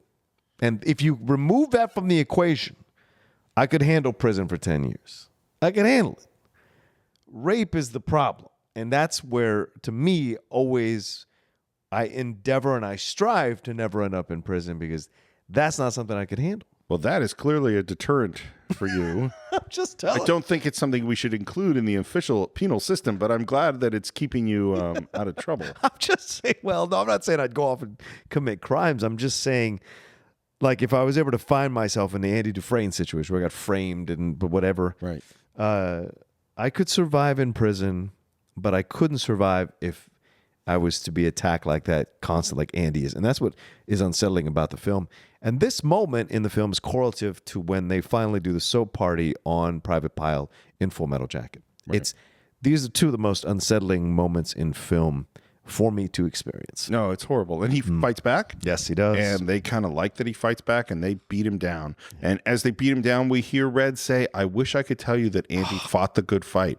I wish I could tell you that. But prison is not the fairy tale world." And in that moment, we are not watching a regular movie anymore. No. In that moment, when he says that, this is real life. I mean, to go like, and this is, to be clear, the hero of the film, a heroic hero. Like he is a true hero in every sense of the word. And you're a true hero because what they say is that things go on for a while. Prison is about routine. And what we have to take from that is that one of the routines is the repeated violent rape of Andy Dufresne by multiple men. And his constant fighting back. Yeah. And sometimes he gets away. Yep. And sometimes he doesn't. Sometimes he doesn't. And this is this lesson of filmmaking that is off screen. That lives in our imaginations. And that is why I think it sticks with you in such a painful and upsetting way. And there's just this shot of Andy bruised standing in the winter in the snow, which means the time has passed. And that is just brutal. And like life, which this film can be accused of mirroring, you get fucked in the ass sometimes by people who want to take advantage of you. And that's life sometimes. And according to Red, that routine went on for 2 years. 2 years, man. Yeah. But this is the other thing this film does really well, is it makes you feel time. Time in the long sense. Time in the sense of weeks and months and years. Yeah. And it comes up that there's a job to do a work detail, and the work detail is up on the roof, laying down some tar. And that's a sweet job because it's May, and May is a nice time to be outside working. And really, if there's a lottery to just pick, it's going to be totally random who's going to pick to get this job. And who gets picked? Red and all his friends. Yeah, that's right. And that's who's going to be out on the roof. And they go out to tar the roof. Which Red made $20 setting this all up. And by the way, it was not a nice, cool spring day in May. It was a 100+ degree day in mid-August. And that is hot tar they're pouring on the roof. Oh, for real? For real. Oh, wow. And the thing about hot tar, which is interesting, is that hot tar is wet when it's really hot, which means 160 degrees or 200 degrees. I should have researched exactly the temperature. And it's like 100 degrees on the roof, but it cools quickly. And so what happens is it goes from being liquid to being a 100-pound solid mop that they can no longer move. So you have these guys, so you have to get the tar really, really hot so they can mop it. But then as they're doing the shot or setting it up, it's starting to freeze solid and become like a heavy mass of solid black tar. And you have these actors sweating like pigs trying to pretend they can still move their mops to get the takeoff. Otherwise, you have to stop, reheat all the tar and start over again. It was a brutal, brutal shoot. And what we hear while they're doing all the work is we hear the guards talking, and then Hadley's brother has just passed away, which the guards first naturally say, "Oh, I'm sorry." And he's like, "Oh, he's an asshole." Hadley's such a dick on every level because now he's mad. Then he says the guy made millions of dollars as like an oil guy. And he's mad about that because some assholes have all the luck. And then we hear that he's inheriting $35,000. The guards are saying, "Oh my God, that's great." And he's like, "No, it's terrible because the government is going to take all the money." It's like, dude, like, you're getting 35 grand. Why are you such a jerk? And of course, this is starting to pique Andy's interest. And he starts to look over, and Red's going, hey, look down. And Andy doesn't look down. And the more Hadley is bitching about the government and taxes, Andy doesn't only not look down, but he stands up. And he walks almost ghost-like. Starts to inch closer and closer. Closer and closer until the moment that he's right there and says, Mr. Hadley, do you trust your wife? Is he on the spectrum? Like, is he got, yes, I thoroughly believe that about Andy. Because Andy doesn't know he's walking up there to unsettle them. He's just walking up there because what Hadley is talking about is Andy's connection back to his world that he used to know. And so he finds himself almost supernaturally drawn to this and leaving what had been this work detail, that's what I think it's very symbolic, the scene. It's him leaving his world that he currently is in now to float back to his previous world. But he can't resist being this unique bird by saying, "Do you trust your wife?" Do you think when he stands up, he already has I can get something out of this? No.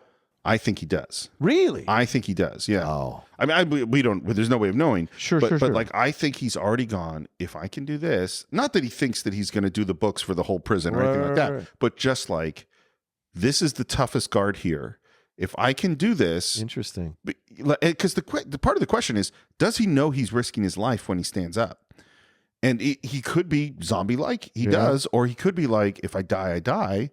But it's worth it, to do something, to be who I am, and to maybe accomplish this very small thing. Well, I think throughout the whole movie, he's trying to retain himself. Yes, I totally agree. And so in this moment, I don't think that in my opinion, I don't think he's thinking that far. I can see why you feel that way. I don't think he's thinking that far ahead. I think he's just like, this is possible.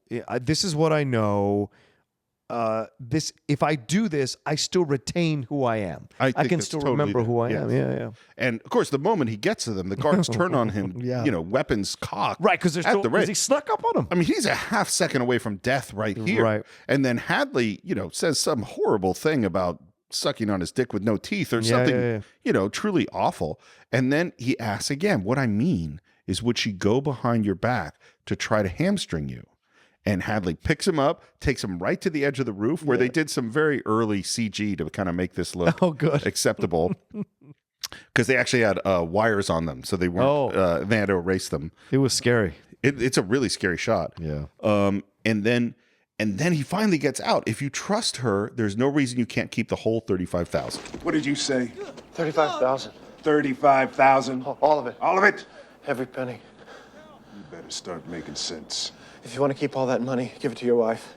The IRS allows a one-time only gift to your spouse for up to $60,000. Bullshit. Tax-free? Tax-free. IRS can't touch 1 cent. And everything stops. And he's like, well, you were a banker who killed your wife. Why should I trust you? And he's like, look, ask the IRS. And then I love, there's such a businessy way that he says this next thing. He says, actually, I feel stupid telling you this. You would have investigated this matter for yourself. Which, of course, he never would have. Fucking A, I don't need no smart wife-killing banker to tell me where the bear's shit in the buckwheat. Of course not. But you do need someone to set up the tax-free gift for you. And that'll cost you. A lawyer, for example. Bunch of ball-washing bastards. Right. I suppose I could set it up for you. That would save you some money. You get the forms, I'll prepare them for you. Nearly free of charge. So nice of him to say free of charge, don't you think? Yes. And then he only wants to get one thing. I'd only ask 3 beers apiece for each of my co-workers. Co-workers, get him. That's rich, ain't it? He calls them coworkers. His whole way of speaking. That's what I'm saying. Yeah. He refuses to be part of the system. Refuses until for a small period of time.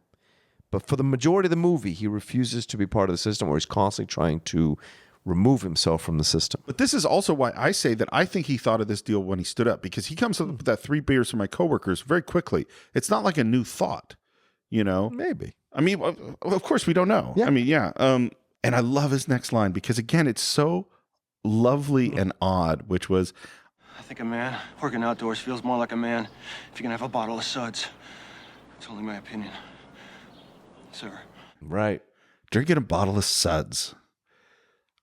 I don't think Andy Dufresne uses the phrase a bottle of suds. I think Andy Dufresne, the banker, uses that word to make him feel more like a man of a people in talking to people that are a social class lower than he is. Yeah, because I don't remember if he drinks any of the beer. I think he lets all the guys drink it. He doesn't. Right. He did it for the guys.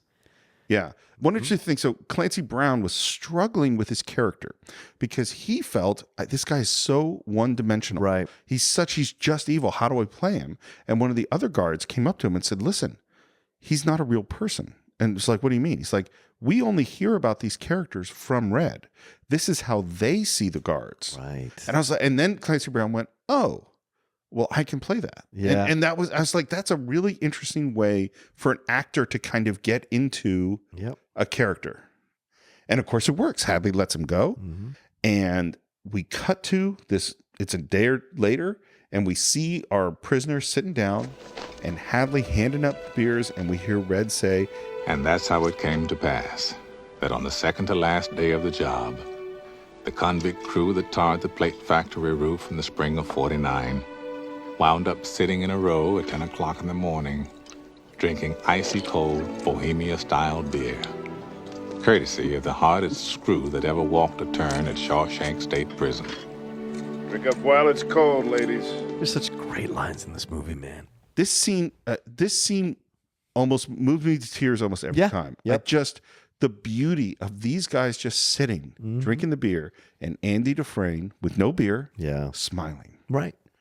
It's his little victories in this war against this prison, this system. We sat and drank with the sun on our shoulders and felt like free men. Hell, we could have been tarring the roof of one of our own houses. We were the lords of all creation. As for Andy, he spent that break hunkered in the shade, a strange little smile on his face, watching us drink his beer. And we see Haywood goes and gives him, offers Andy a beer, and he says, "No thanks, I gave up drinking." And this is the thing about it. This is why, it's like he risked his life to do this. He didn't want a beer. Right. What did he want? To feel human. Yeah. And he wanted his friends to feel human. Right. And he knew that this would make them, well, actually, to your point, is that he knew that them drinking this beer would make them feel human. Right. And what does make him feel human? Providing the beer. Right. Giving to his friends made him feel human. Mm-hmm. So the next Christian metaphor, the Last Supper.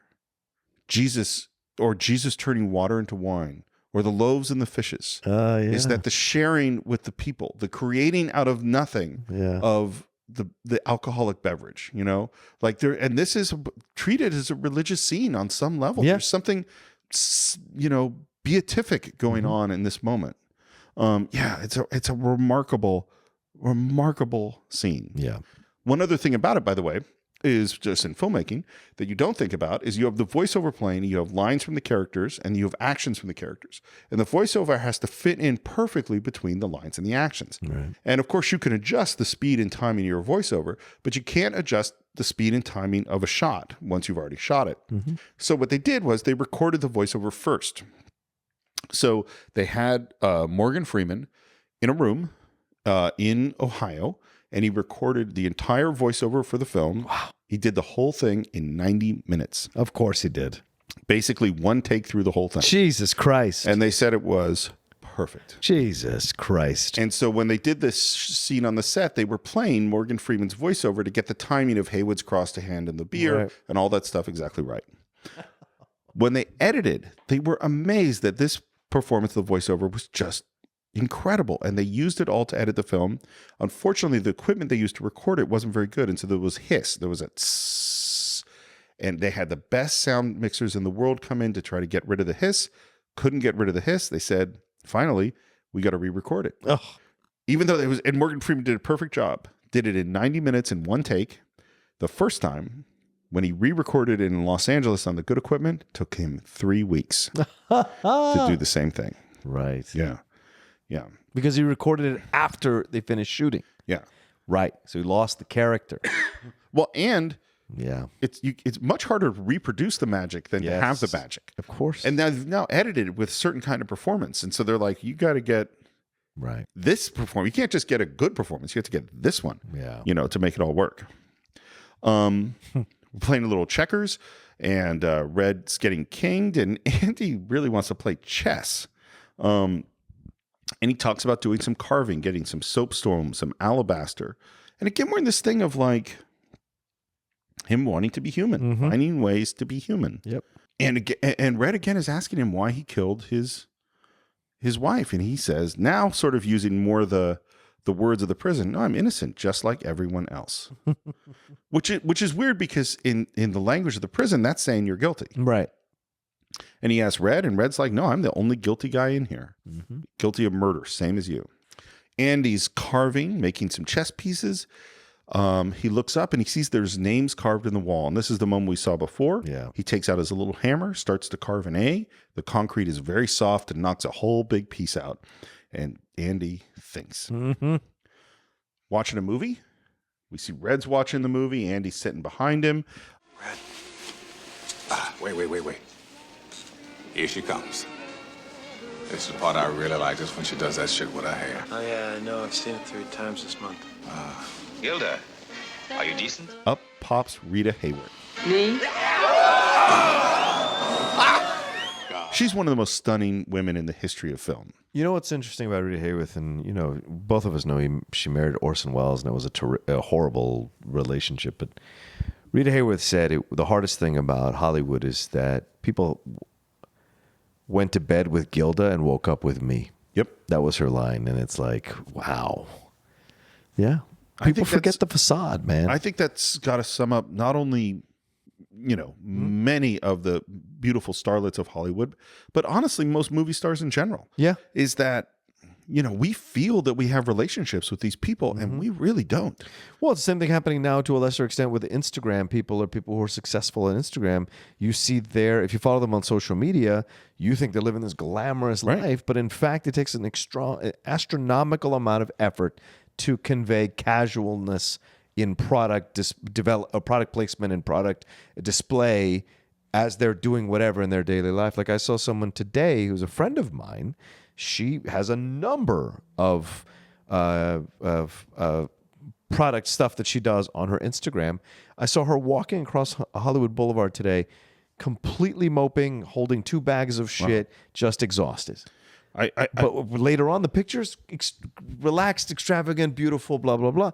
But that's the illusion. You sell the illusion, and that's what I think Rita's talking about. I mean, it's funny because we also have another mutual friend who is an Instagram person, and I see her beautifully put together things, including her perfectly color coordinated children. Yeah, and you see comments on like, "Oh my God, your life is so amazing," blah blah blah. Yeah, which she's an amazing person, but it's also like, man, the work of creating that illusion, I can't imagine. Yeah, but needless to say, Rita Hayworth has a powerful effect on the people in this audience. And in the book, this film was not Gilda. Oh. Stephen King had them watching The Lost Weekend starring Ray Milland. Oh, wow. Yeah. That's a good film, by the way. That's a good film. I haven't seen it. I think I've only seen it once a long time ago. It is rough. I saw it for the first time last year. Yeah. It's a rough movie. You're right. Rough.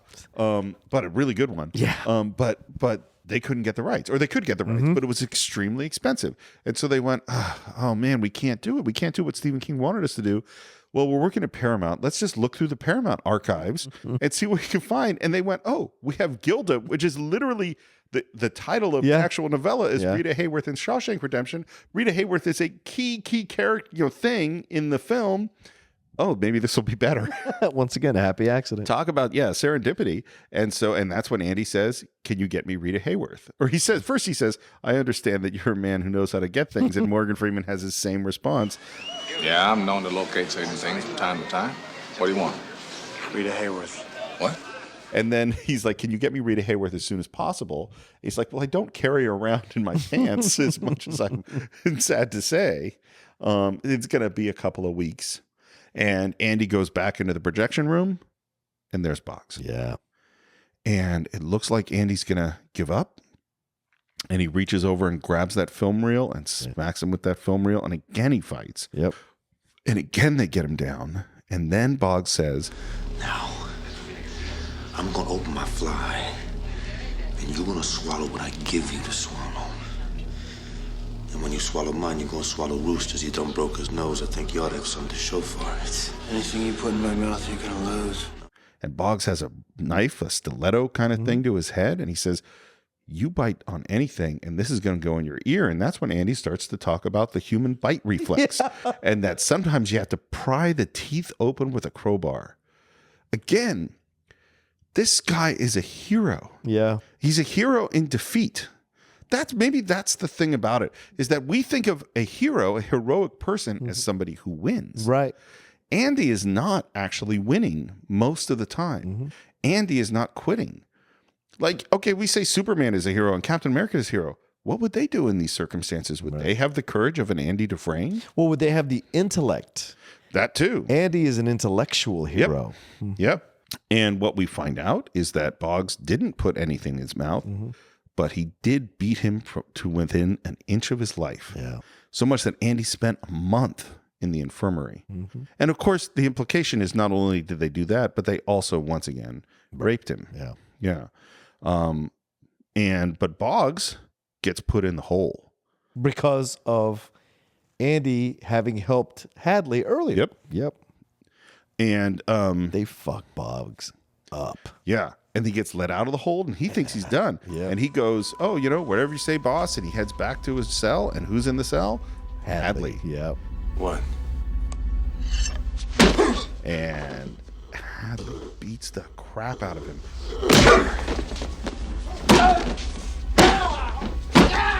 Originally, they were going to throw Hadley off that third story of the cell block. Hadley? I mean, I'm sorry, they were going to throw Boggs. Oh. Yeah, they're going to throw Boggs. But they didn't have the money. They didn't have the time. So instead, they did what Frank Darabont describes as the Jaws pulled out of frame shot.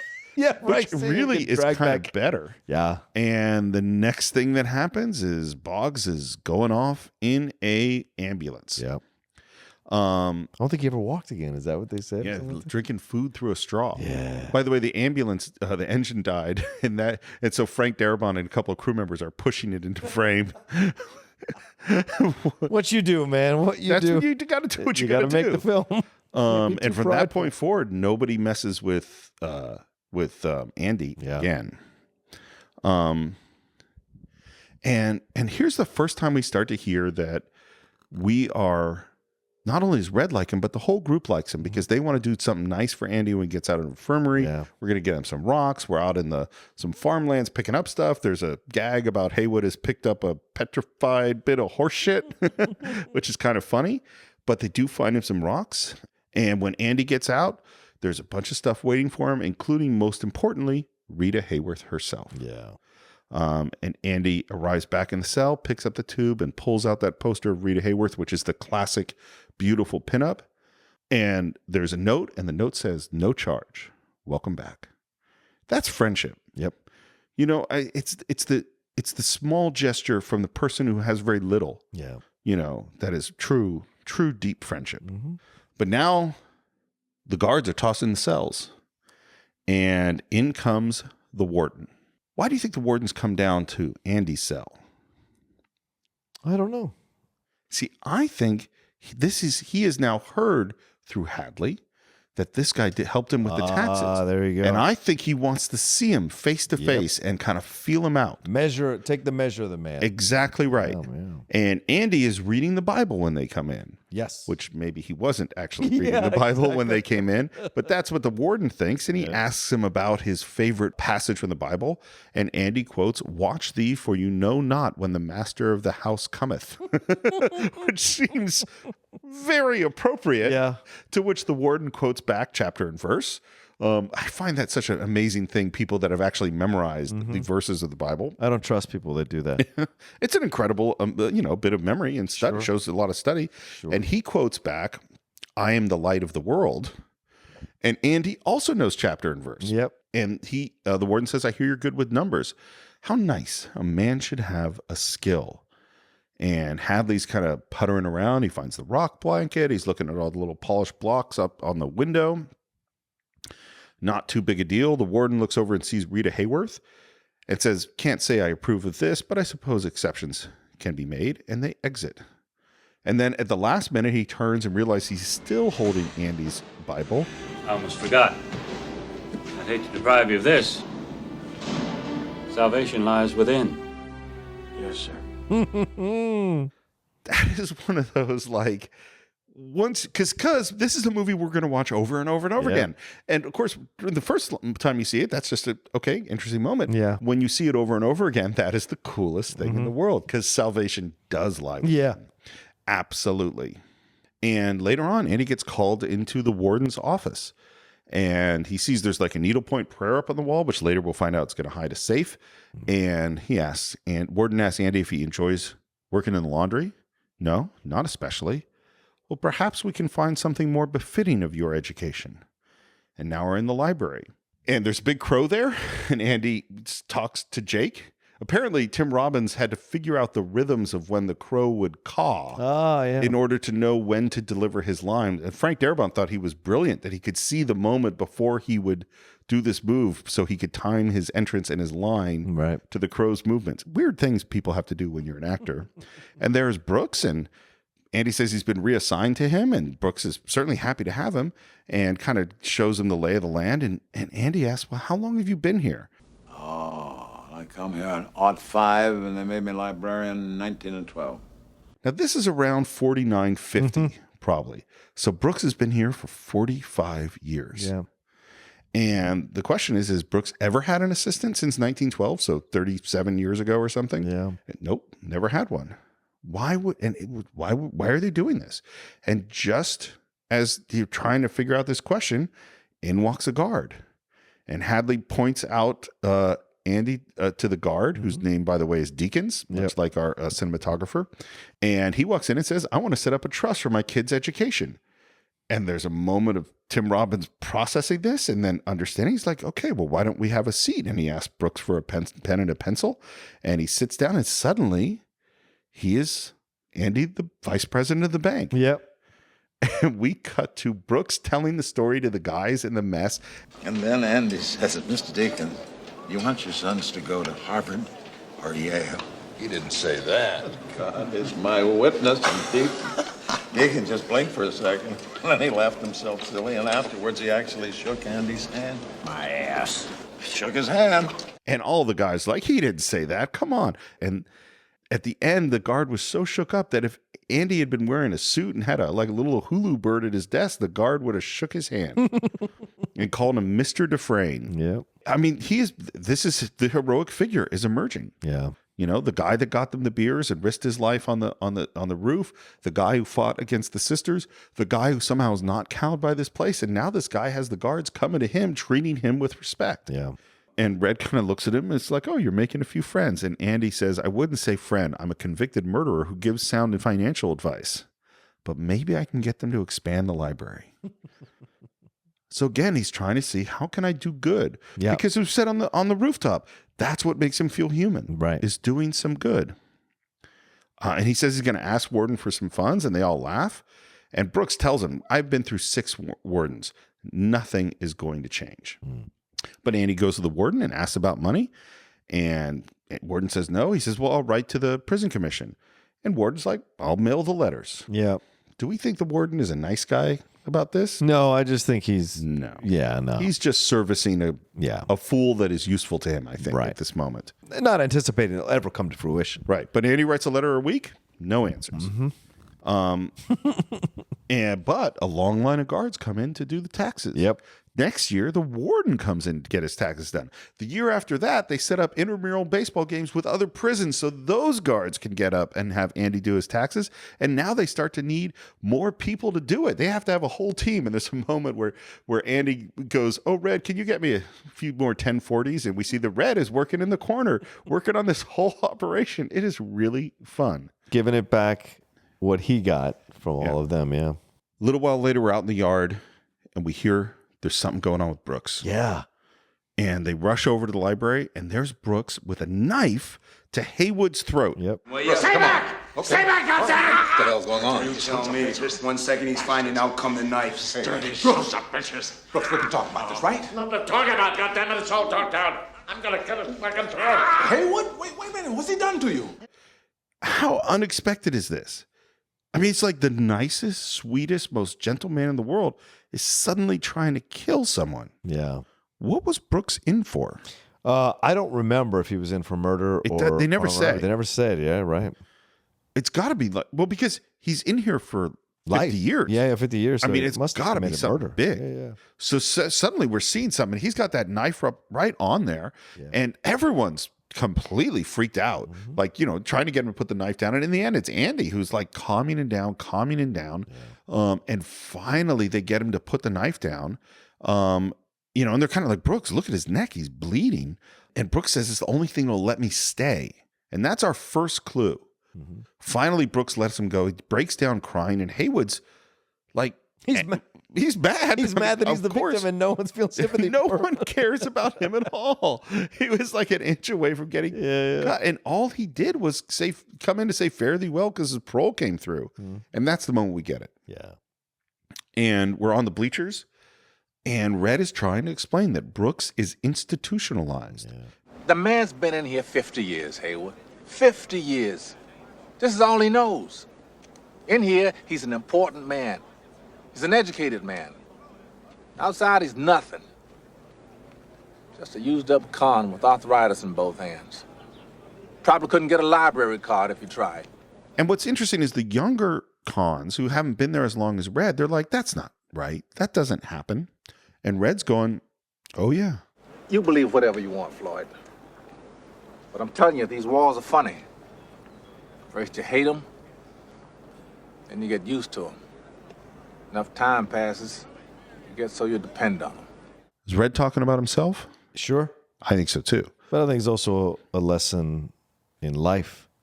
Brother, when I was in my 20s, shit. Yeah. You know, no way. You get older, you realize it. So everyone listening to us in their 20s with all these fantastical blah, blah, blahs about, oh, I'm never going to end up like this.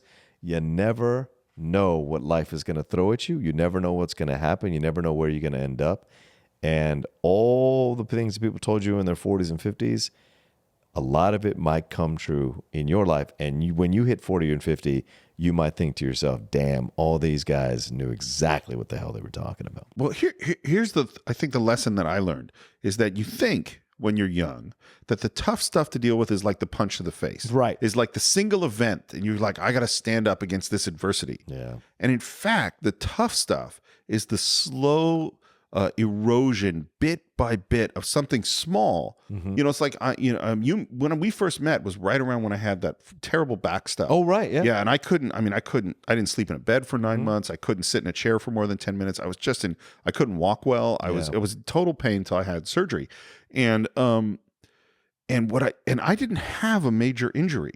You know, I had just kind of had little things over a long period of time, and finally my back went. And it was like, oh, that was the lesson. And if I had to deal with, I lived 9 months a year with really, really bad pain.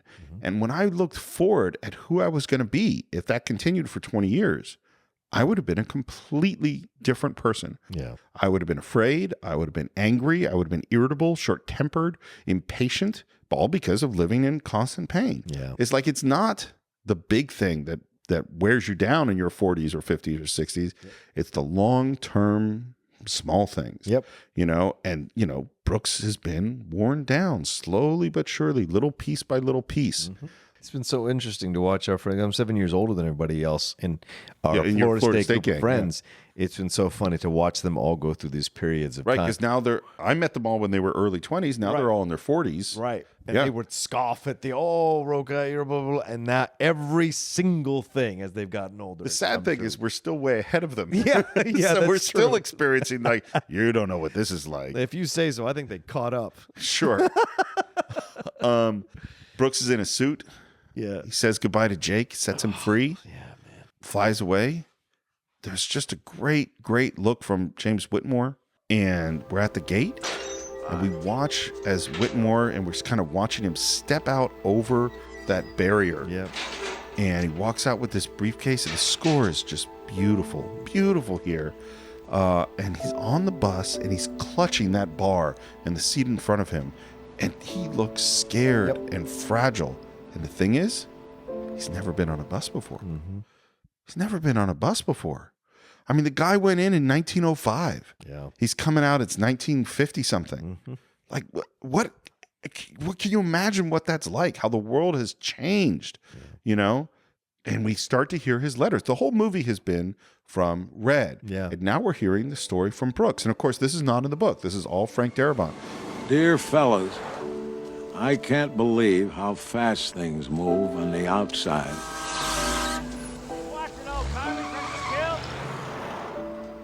I saw an automobile once when I was a kid, but now they're everywhere. The world went and got itself in a big damn hurry. They move him into his room, and he kind of looks around. And we hear that the parole board got him into a halfway house and a job bagging groceries. It's hard work, and I try to keep up, but my hands hurt most of the time. Make sure your man double bags. Last time he didn't double bag, and the bottom near came out. Make sure you double bag, like the lady says. Understand? Yes, sir. Surely will. I don't think the store manager likes me very much. And we see him feeding the birds. And he says, sometimes after work, I go to the park and feed the birds. I keep thinking Jake might just show up and say hello, but he never does. By the way, Jake dies in the book. Oh. Yeah, I mean, it's not Brooks because it's all kind of a little bit different, but he sets, the guy who has the bird sets the bird free, bird dies. Damn. Yeah. I have trouble sleeping at night. I have bad dreams like I'm falling. I wake up scared. Sometimes it takes me a while to remember where I am. Do you ever have that where you wake up and you don't know where you are? Oh, sure. I've had that. That is a weird. Yeah, there was a time recently I'd been up really, really late and I was heading somewhere and I was like, you know what? I'm going to sleep in my car for 20, just try to get 20 minutes. I set a little alarm on my phone. The alarm went off and I went, huh! And I literally had no idea where I was. It took me, it probably was 8 seconds. Right. But it felt like a long time of like, I literally had no clue where I was at all. I have those night terrors where I wake up and I don't know where I'm at. So yeah. Maybe I should get me a gun to rob the foodway, get me home. I could shoot the manager while I was at it, sort of like a bonus. That tells you, like, these people who work these halfway houses or I'm sorry, work these jobs and constantly, like, they treat them like shit. Yeah. Because they can't. Well, it's also that this guy has spent his life as a criminal. Yeah. So like, I mean, Brooks is in there for murder. He's a sweet, sweet old man, but I'm not saying it's out of the range of possibilities that he's thinking that. Yep. I guess I'm too old for that sort of nonsense anymore. I don't like it here. I'm tired of being afraid all the time. I've decided not to stay. We see him open up a knife. I doubt they'll kick up any fuss. Not for an old crook like me. And he steps up to on a chair, which kind of wobbles, then up on a table that wobbles. We see him carve something up above the window, and then he finishes carving. He closes the knife. There's a great look from him. It's a mix of peaceful and regret and smiling, and it's just filled with a whole lot of stuff, a lot of life. Yep. I mean, James Whitmore's face is just, something really special. Yeah. And we see his feet, and we see his feet kind of go up on his toes, and we see his feet kick out the table from under him, and the feet don't fall. Yeah. And he hangs there. And then we see him hanging from behind. And that's the body double, by the way, is one of the drivers from the set who had gray hair and kind of Whitmore's build. Oh, wow. So that's one of the drivers is doing that. Uh-huh. And the camera pulls back, and slowly we see what he carved up above the rafters, and it says, Brooks was here. Yeah. That I cry every time when I see I cried every time I see this sequence in the film. But even more so since my dad died. This idea of old age and being unable to escape it and feeling like the whole world is moving too fast. I saw that happen to my dad, and it's like, it's tough to watch when you watch this sequence. There's stuff that echoes through, and it's such an incredible performance by Whitmore physically and verbally, voiceover wise, when he does the read the letter. It's incredible. I really think it's so amazing because this is added by Frank Darabont. Mm-hmm. I think this scene frames emotionally what this movie is really about. Yeah. And it frames prison in a way that this idea of being institutionalized and this idea that this actually is a home. Yeah. It's a dark and terrible place, but it's also a place that is filled with life and hope in some strange way. And that the feeling of loving Brooks and wanting him to be free, and that in some weird way, his freedom is killing himself. That's that's what this prison has done to him. And the feeling, because we end up with Red, and as Andy finishes reading the letter, and Red says he should have died in here. Yeah. Which is everything is the opposite of what we would have thought. Mm-hmm. We would thought it'd be at least he got out and got to die outside, but that's not what it is. Right. He should have died in here. And of course, Red is the person most aware of his own institutionalization. He sees an affinity towards Brooks more than anybody else. Yep. And so he's contemplating his own life and his own future and his own death and what is in store for him right now. Yeah. It's a lot. I think it's so powerful. Absolutely. Yeah. And what we see him experience later on in the film, the same beats, and make a different decision, but still but be the close. same beats. Yes, He but was be close. of course, but he chooses freedom in a different way. Yeah. Right? And I think Brooks chose the freedom in this moment because it was the last decision he could make for himself. Yeah. Every other decision is going to be made for him. He has to show up at that time. He has to do the bag the groceries. He has to be at that halfway house. The parole officer has to be able to check on him. There is no freedom even in his freedom. There is no freedom. And the only way out to real freedom for him is the suicide. Well, it's funny, and I'm not saying a pro-suicide message no, in any way, but I think unlike any suicide in any other film I can think of, you go, with the exception of things like Armageddon or something, where someone's dying for, Right, you know what I mean? right, Like right. there, he's like, oh, he's That's in a dying. cause. Yeah, he's Yeah, dying yeah. for a cause. But other than that kind of thing, this is the only one where you kind of see it and you go, man, this is really, really sad. Yeah. And yes, I understand. Yes, I see why he did that. And you don't, it's like, you don't go, oh no, I wish you hadn't done that, because I mean, you do, you're sad. It's a very different reaction, I think. I agree. And I think this moment is the turning point for the film. And as the turning point for the film, I think it's also the end, sadly, of part one of our exploration of Shawshank. John, do you have anything you want to bring up before we take a break and come back next week? Well, I want to apologize to all the fans who just pounded something and were upset that we're stopping here and having to come back and they have to wait a week. Well, I had to say, so to all of you that are hearing me say this right now, I feel you. Frankly, being in Shawshank Prison is a lot about patience. It is. There's a lot about waiting, and in fact, the building of anticipation towards your eventual escape. Yeah. I just think, thematically consistent with what this film is. Yeah. So sit with Brooks' suicide for a week and we'll be back to talk the rest of the film next week on the Cine-Files.